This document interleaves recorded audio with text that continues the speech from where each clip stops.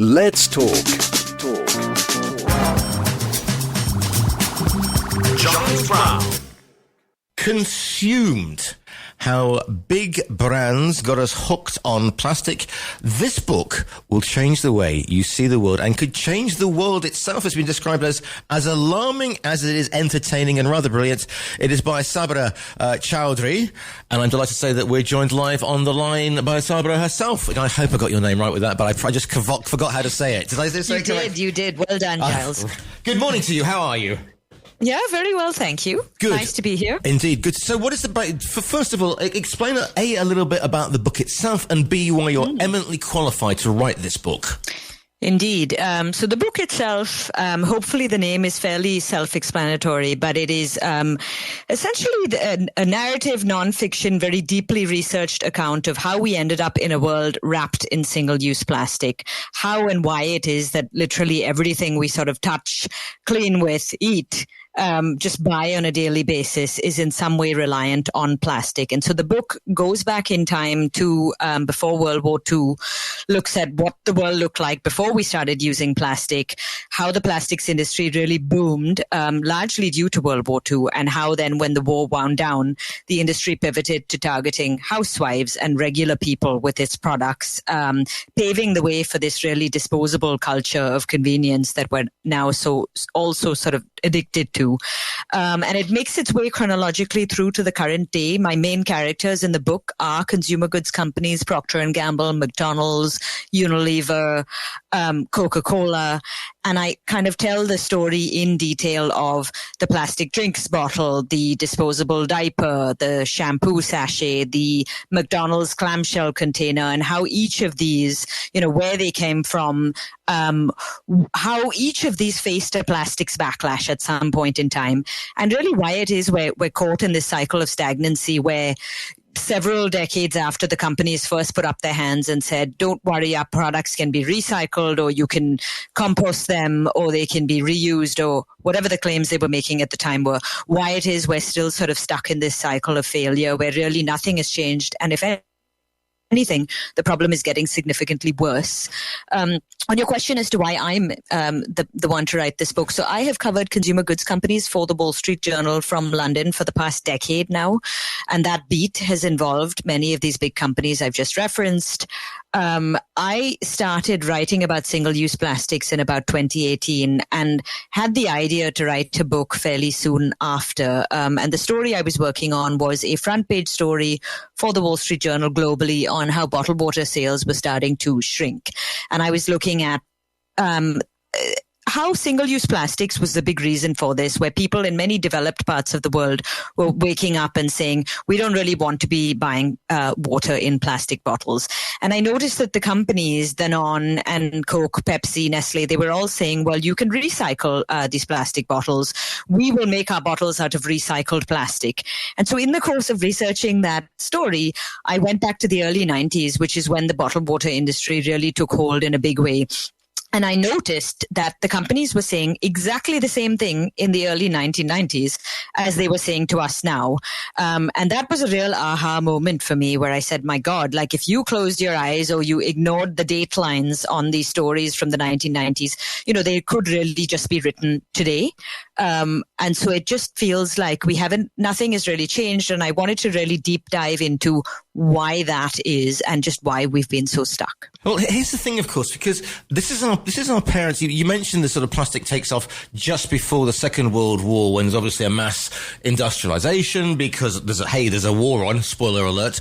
But also B, the fact is that if you look at the way, and this goes across everything, if you like, from 1945 onwards, and I remember, our parents were there, and it was a time of TV dinners and big farms and big pharma and processed foods, and this was seen as the modern new way because you could play ignorance. Could you say that the companies were able to play ignorance, or is it like cigarettes where the tobacco industry knew there was something up but hushed it under the counter for convenience? I would say at the time, look, there was a real kind of catapulting back from the war. The war was a time of scarcity, everybody having to hunker down.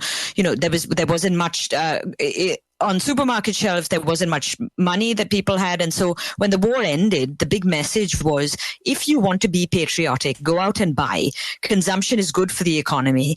And it was in that environment that the plastics industry really boomed. It had become big during the war. It was actually a very nascent industry prior to World War II.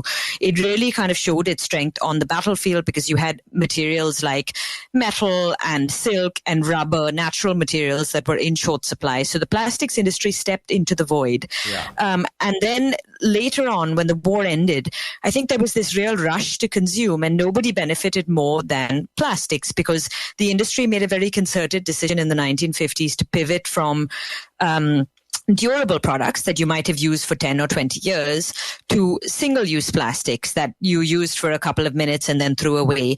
And I think nobody at the time was really thinking about sort of plastic waste. They certainly weren't thinking about microplastics. They certainly weren't thinking about endocrine disrupting chemicals. They were not thinking about climate change, biodiversity, none of the things that preoccupy us so much today. So the industry really had a free pass, and all they were thinking about was, how can we grow? How can we sell more? How can we market to sort of turn anybody who's a naysayer towards us? And I would say it was about the 70s when the first kind of reports started to break about, it could be that there are some health effects with these plastics. We're not sure about the chemicals in them. We're seeing in lab tests that rats are, suffering when exposed to these chemicals. And then in the 1980s was when the first big plastics backlash broke. It was 1987. There was a garbage barge, which is literally a barge filled with rubbish, floating around the US. It went from North Carolina to Louisiana to Mexico to Belize to the Bahamas, and it was trying to unload this mountain of garbage that it was carrying, and every place turned it away and said, no, we don't want this, we don't want this. And it sort of sparked this national awakening across the US where people woke up and said, my God, we're producing so much garbage, we have nowhere to put this. And the material that was most in the firing line was plastics, because at the time you could compost food, you could recycle paper, glass, aluminum. There were no plastics recycling programs. So really the inception of plastics recycling was born out of a crisis. It was born in the late 1980s. Sorry about that. The plastic gods were against us. I think so. Well, they do control all of our telecommunications, so that would make sense. You see, they're out there. So big, big plastic is watching us. I'm just thinking about, sort of my childhood stroke teenage years when you get money back on bringing the empties back, be it milk bottles, be it beer bottles. I'm in Spain or whatever else. And we did. There was a paradigm shift, if you will. But as you said, we got to the garbage barge that couldn't find anywhere to dock. Yeah. And essentially, I think the message from that was Americans suddenly woke up because this made nightly news and woke up to the idea that they could not, in fact, they were essentially making so much garbage that there was nowhere to put it. And so it really sparked what I call the first big backlash against the plastics industry, because at the time you could recycle paper, glass, and aluminum. There were no recycling programs for plastics. And so really the inception of plastics recycling was this crisis. It was born out of a crisis. And fast forward to today, you have all of the same problems that the industry was grappling with back in the 1980s, which is why they weren't recycling plastics. And the problems are, even though we talk about plastic as being one type, in fact, there are hundreds of subtypes of plastics, and so they differ. You have all the different colors. You have plastics that are injection molded versus blow molded. You have just different families of plastics, 7 broad families, but then within those families, there are all of these different kind of subfamilies. And so the cost and complexity of recycling most plastics has just never worked out. It's never been worth it. It's always cheaper to reach for a virgin plastic to make your product rather than reach for a recycled version. With the exception of the PET drinks bottle and the HTP milk jug, which are 2 plastics that have decently large markets depending on where in the world you are.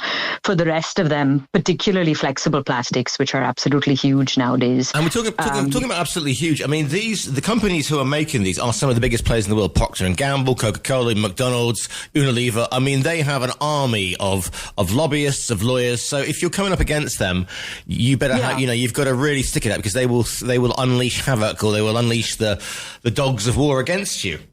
Yeah, well, I think that's part of the reason that I wrote this book, a big reason actually, that I focused this book on the big consumer goods companies, is to really empower the average common consumer, you and me, to be able to say, well, we can do something about this, because these companies really need us to like them. They need us to buy their products. They're very reputationally sensitive as to how we see them.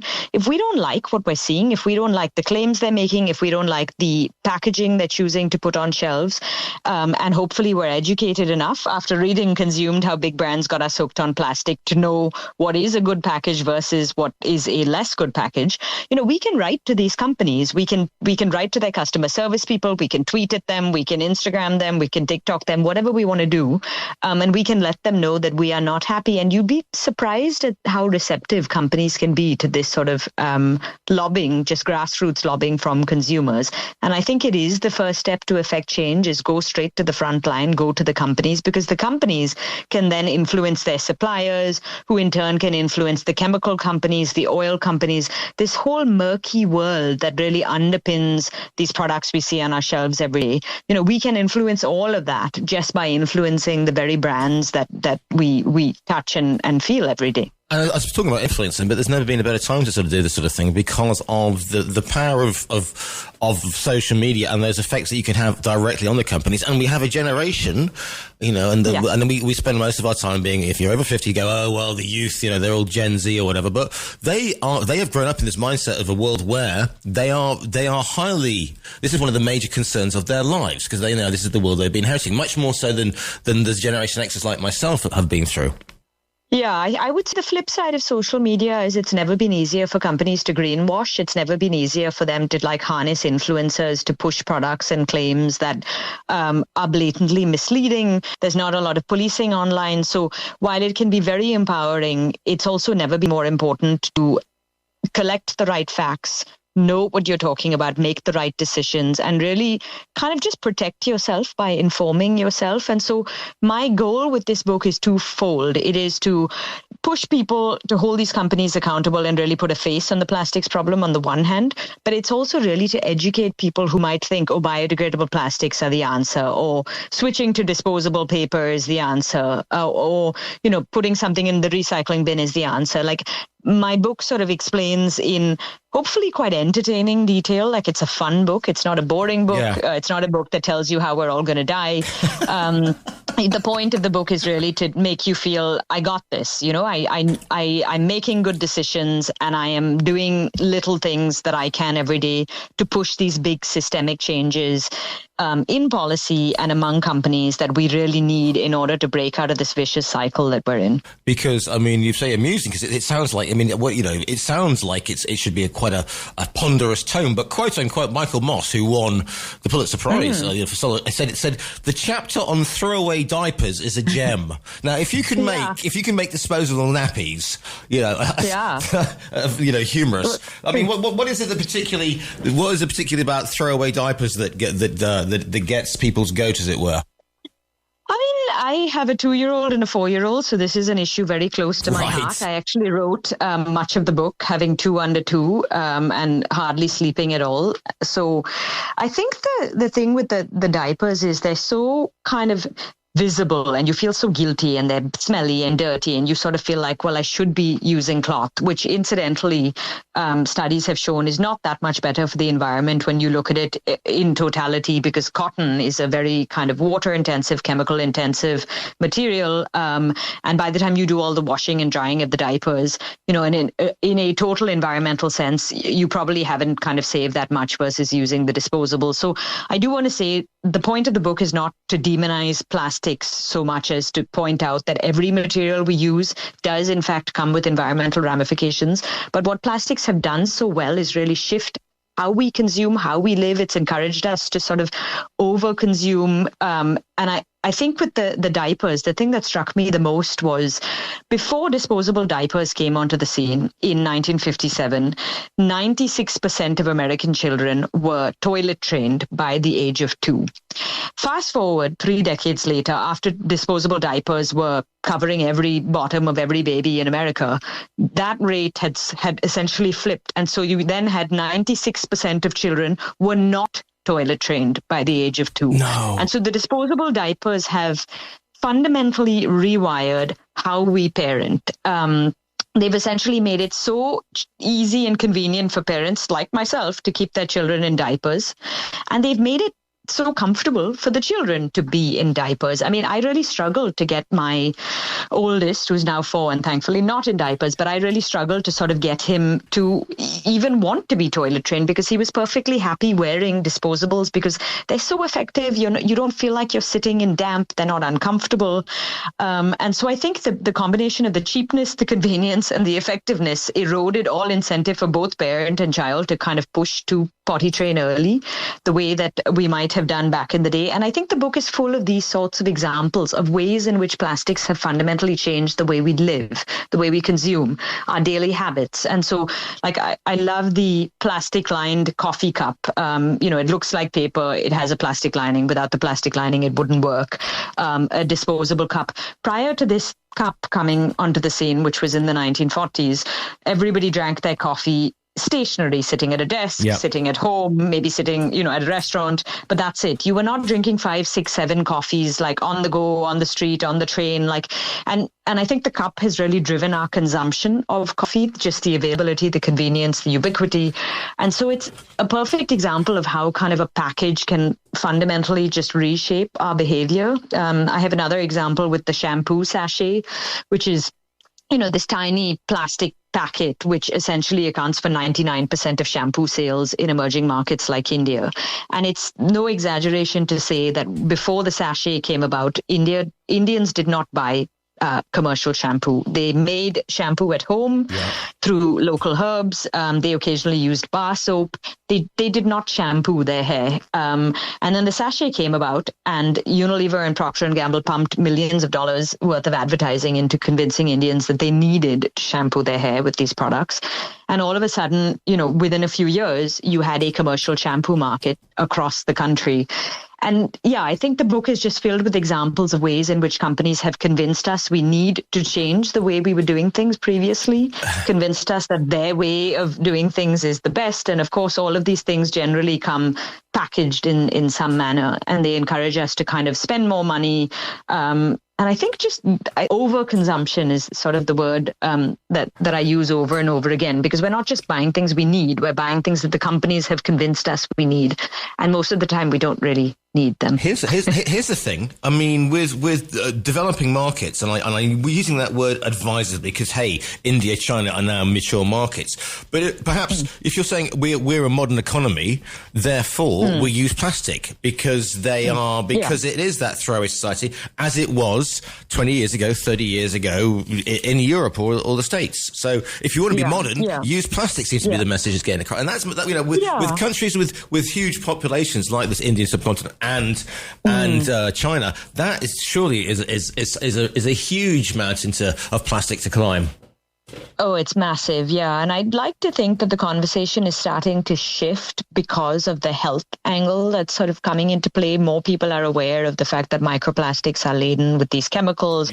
There's more research being done into the impact these chemicals are having on functions as basic as our ability to reproduce. And so I like to think that actually in places like India and China, where plastic consumption is still rocketing forward, then there is a chance maybe that there will be a shift. I think it's similar to social media and sort of how we all wholeheartedly embrace social media without really thinking about it for 10 or 20 years. And now the conversation has really shifted to how social media can be detrimental to your mental health, what it's doing to children, in particular, adolescents. And I think you're starting to see more of a crackdown on what children are exposed to online, kind of more research on what social media is doing to their brains. And I sort of think it could be similar for plastics, where the conversation shifts from not just being an inconvenient waste issue, but to really being a fundamental kind of health problem. And that could perhaps slow the consumption down. It could spur regular people to make bigger changes. We saw it with COVID, where people were willing to make really wholesale changes to their lives for the sake of their health.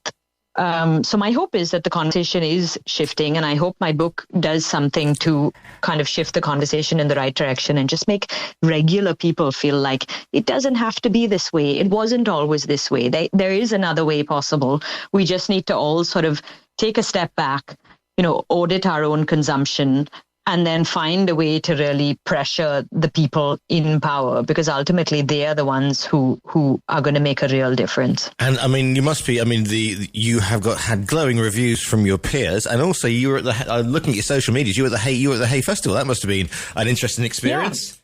It was, yeah. So it was about 250 people in the BBC marquee. It was a very receptive audience, because actually it was then being broadcast on Radio 4 Start the Week on the Monday, which is an audience of like 2 million people. So the Hay Festival audience felt nice and small and friendly by comparison. But no, it's been great feedback. And yeah, I think overall, every message I've received since then has been from people kind of saying, I want to make a difference. I want things to be different. And a couple of people who've told me about how they have reached out to big companies and how they have had a positive response.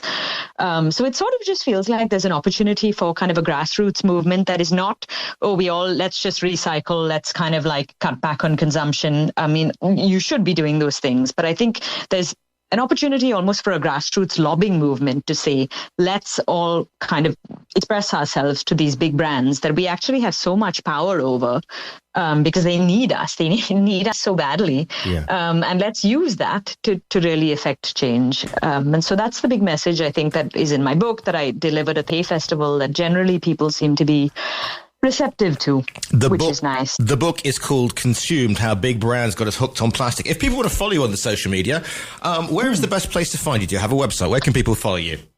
Yeah, no, I do have a website, just saabirachaudhuri.com. I'm active on LinkedIn, and I've just set up a new public Instagram account because my old one is filled with photos of children and dogs. And so if anyone wants to follow me, it's Saabira Writes, Saabira. Indeed, I am following that myself. The book, you can, by the way, listeners, you can order it via our own bookstore online, so it'll be heading towards you. And can I just say, it's a brilliant front cover. It is a brilliant front cover, by the way, of the thing. Yeah, exactly. Yes. The book is called Consumed, How Big Brands Got Us Hooked on Plastic. It's by Saabira Chaudhuri. Saabira, it's been an absolute pleasure to speak to you twice this morning, and thanks for bearing with us. Thank you. Thanks, Giles. Thanks for having me on.